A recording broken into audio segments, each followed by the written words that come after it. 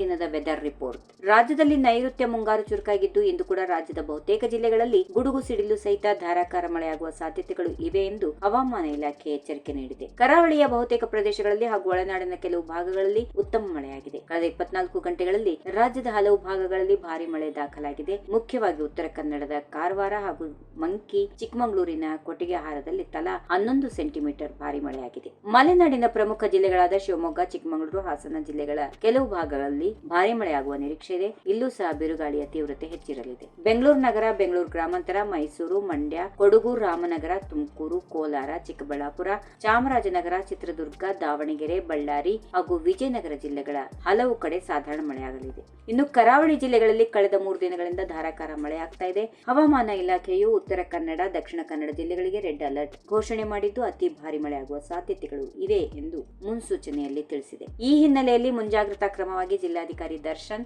ಇವರು ದಕ್ಷಿಣ ಕನ್ನಡ ಜಿಲ್ಲೆಯ ಎಲ್ಲ ಅಂಗನವಾಡಿ ಕೇಂದ್ರಗಳು, ಪ್ರಾಥಮಿಕ ಹಾಗೂ ಪ್ರೌಢಶಾಲೆಗಳು, ಸರ್ಕಾರಿ, ಅನುದಾನಿತ ಮತ್ತು ಖಾಸಗಿ ಶಾಲೆಗಳು ಹಾಗೂ ಪದವಿ ಪೂರ್ವ ಕಾಲೇಜುಗಳಿಗೆ ನಾಳೆ ರಜೆ ಘೋಷಿಸಿ ಆದೇಶ ಹೊರಡಿಸಿದ್ದಾರೆ. ಸಾರ್ವಜನಿಕರು ಹಾಗೂ ವಿದ್ಯಾರ್ಥಿಗಳು ನದಿ ತೀರ, ಜಲಪಾತ, ಸಮುದ್ರ ತೀರ ಸೇರಿದಂತೆ ಅಪಾಯಕಾರಿ ಪ್ರದೇಶಗಳಿಗೆ ತೆರಳದಂತೆ ಜಿಲ್ಲಾಡಳಿತ ಮನವಿ ಮಾಡಿದೆ. ಅಗತ್ಯವಿದ್ದರೆ ಮಾತ್ರ ಹೊರಗೆ ಸಂಚರಿಸಿ ಹವಾಮಾನ ಇಲಾಖೆ ಸೂಚನೆಗಳನ್ನು ಪಾಲಿಸುವಂತೆ ಅಧಿಕಾರಿಗಳು ತಿಳಿಸಿದ್ದಾರೆ.